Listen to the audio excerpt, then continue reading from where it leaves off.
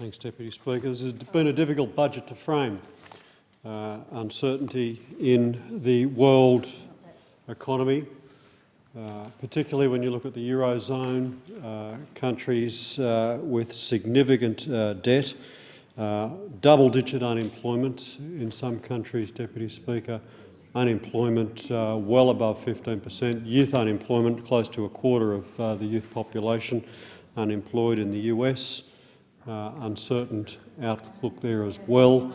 And we look to some of our major trading partners where we have traditionally looked to for growth opportunities, certainly significant uncertainty there as well. So a difficult global environment, a difficult domestic environment to frame a budget. A drop-off in revenues over $16 billion over the budget period, a drop-off in projected revenues. So within this very difficult environment to frame a budget and a difficult environment to ensure that we keep the Australian economy moving forward, I think the Treasurer has to be commended for the job that he's done.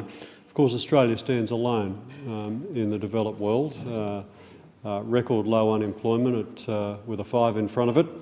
Low interest rates at a historic low, low inflation. The economy still continues to grow, but we know that the growth is both fragile and uneven. There are many areas throughout the nation that aren't enjoying the benefits of the boom in the resources sector, and particularly in areas that have a higher than average exposure to trade and to the impacts of the record high Australian dollar.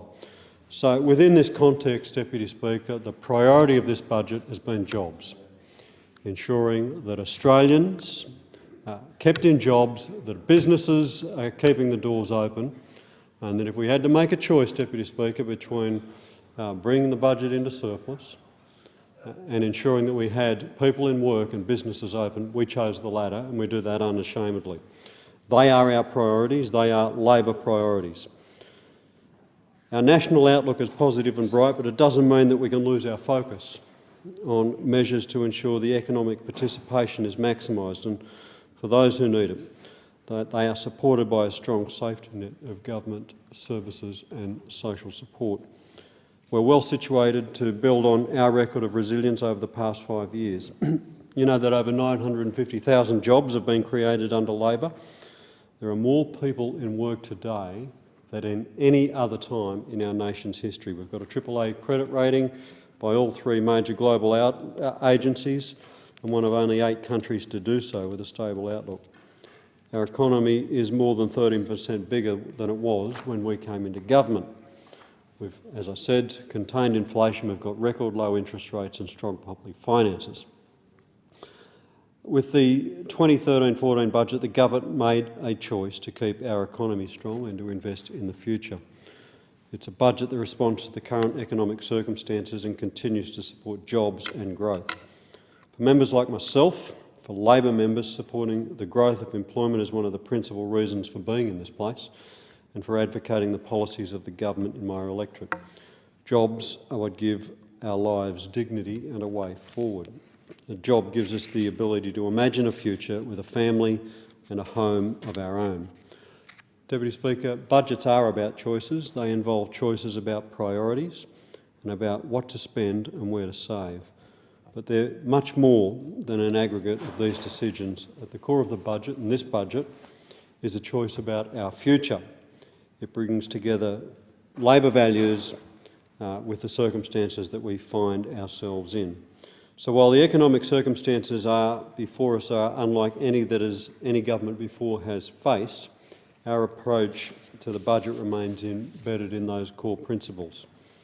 No government, as the Treasurer says, gets to choose the global economic circumstances in which the budget's framed, but we do get to choose our priorities as a nation. We've prioritised 2 things in this budget, Deputy Speaker, 2 Labor initiatives. The Gonski School education reforms, which are about ensuring that every school and every child at every school has a quality education and the resources to deliver that education. Secondly, ensuring that the National Disability Insurance Scheme disability care is funded. So the lottery of life and how you acquire a disability doesn't determine whether you have the appropriate care, medical and other care, to meet your needs throughout the course of your life. Two priorities, very well supported in the community, prioritised in this budget, funded and acquired and accounted for in this budget, and something that people will look upon in decades to come and say, thank God that a government, this Labor government, had the courage and the foresight to instigate these reforms. The challenge for government is to manage the process of economic transformation, and these transitions are never seamless. Our economy doesn't exist in a vacuum. They're taking place against a backdrop of a global economy undergoing profound change. Nominal GDP growth has fallen below real GDP growth through the year terms over the past 3 quarters. This is unprecedented in the 50-year history of our national accounts. It's largely due to the combination of the sustained high dollar in the face of lower terms of trade. This scenario makes it tougher for exporters who receive less for what they sell, and in an attempt to keep their profits up, they push back on suppliers, often paying less than they would in better times. Everyone is seeking to cut their costs. This has an impact on margins. This has an impact on jobs. It's also hard on those domestic firms that compete with imports that have become cheaper, in some instances over 40% cheaper over the last 2 years. Nationally, the task of Labor and government is to build a strong yet fair economy. Good economic management just doesn't grow the economy. It ensures that the growth is enjoyed by the maximum number of people. In my electorate, in the Illawarra and the Southern Highlands, just like in other areas of Australia like Geelong and Broadmeadows, our economy is dealing with the impact of the high Australian dollar on manufacturing. In the Illawarra, we feel the brunt of these economic circumstances. While our local economy is undergoing its own transformation from traditional manufacturing to a growth in service sector employment, manufacturing still strongly underpins our economy. 1 in 10 jobs remain within this sector. It's good news that the Australian government is strongly backing the Illawarra and Highlands economy through this economic transformation. First and foremost, the Labor government is investing $1 billion to support and grow jobs. This $1 billion investment will significantly boost Australian manufacturing, including in the Greater Illawarra and beyond. Our plan for Australian jobs has 3 core strategies: backing Australian firms to win more work at home, supporting Australian industry to increase exports and win business abroad, and helping Australian small and medium-sized businesses to create and grow new jobs. In addition, the $30 million Illawarra Innovation and Investment Fund is helping to attract new industries to the region. This fund has leveraged $62 million in project investment, and there are some truly great success stories coming out of this investment. New investment in communication manufacturing equipment that is being used on the rollout of the National Broadband Network.